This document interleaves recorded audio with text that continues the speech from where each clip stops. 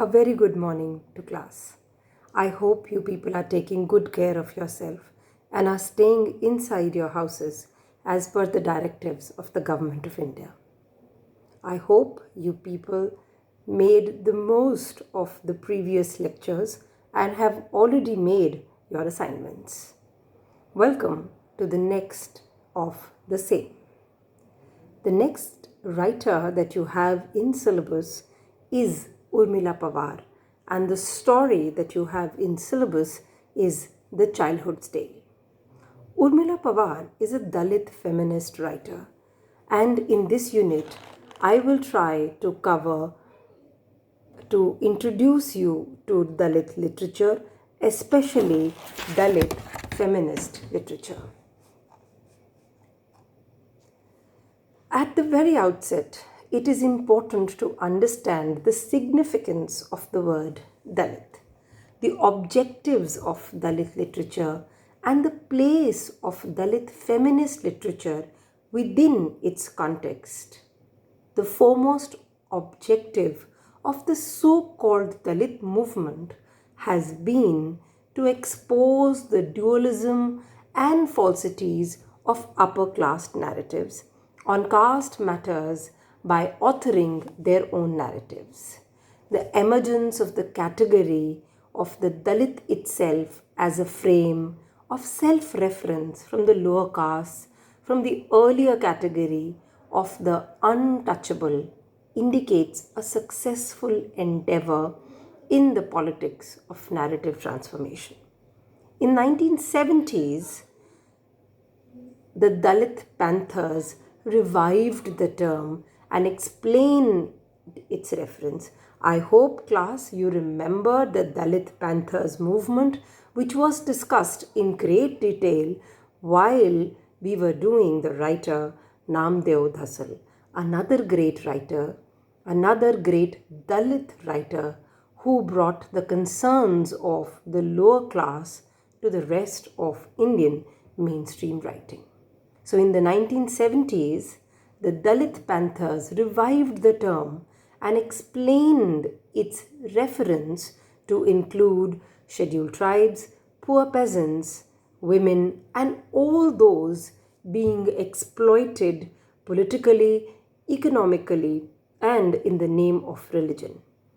So Dalit is not a caste. It is a symbol of change and revolution. Gopal Guru, a well-known name in Dalit literature, examines the politics of repeated renaming of lower class, first as untouchables by S.M. Mate, a Maharashtrian Brahmin and social reformer, and then Mahatma Gandhi renamed them as Harijan. Though the term was applauded for a while, it is now rejected by almost all radical constituencies of Indian society because of its patronizing and marginalizing overtones. Recently, a movie called Article 15 raised similar concerns, and I am sure after having seen the movie, you must have also realized how deeply has casteism set its roots in Indian culture, and education, pure, quintessential, bright education, is the only cure for such differences in the society. Now, the category of Dalit or downtrodden was first used, no prizes for guessing that, was first used by Bhimrao Ambedkar, Bhimrao Ramji Ambedkar, who defined it in his fortnightly magazine Bahishkrit Bharat. Apart from framing the Constitution of India, he was a very celebrated Marathi writer as well. Now, Dalithood is a kind of life. It is a condition which characterizes the exploitation, suppression, and marginalization of the lower castes by the social, economic, cultural, and political domination of the upper class Brahminical order. In his more formal settlement, he preferred to use the term the depressed classes or even the term the scheduled castes. In fact, Ambedkar launched a political party, the Scheduled Caste Federation. Several middle class intellectuals, including middle class Dalit intellectuals, regard this term as demeaning or something that gave them a separate disposition from the others, and which constantly reminded them of the fact that they were the underdogs. Such intellectuals prefer to use the term Bahujan, meaning the majority, in order to designate the oppressed castes.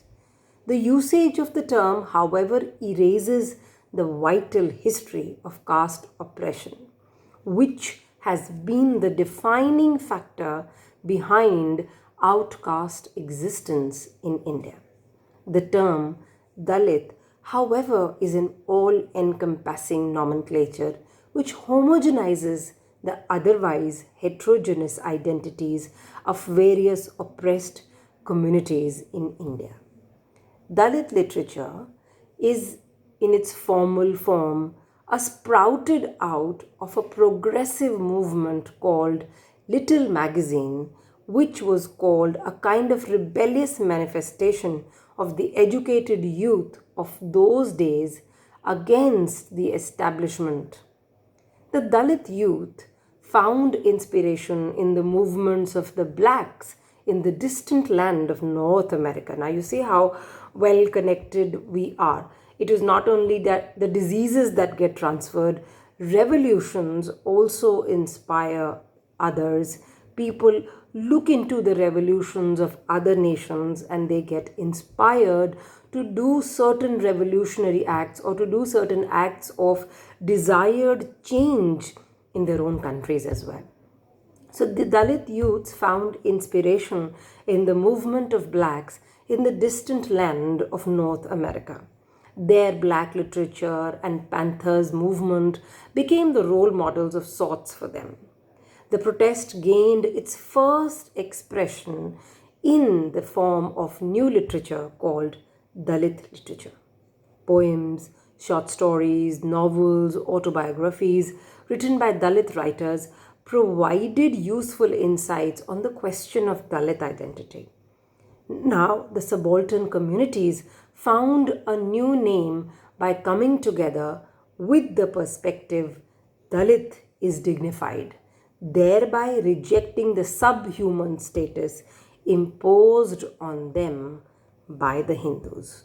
So, class, I hope you have understood how we understand the term Dalit, how it has been divided into varied nomenclatures by varied socio-political dimensions, and how they have evolved out of a Panthers movement, out of a revolutionary struggle, and have gained a similar place for themselves in life and literature in the mainstream society.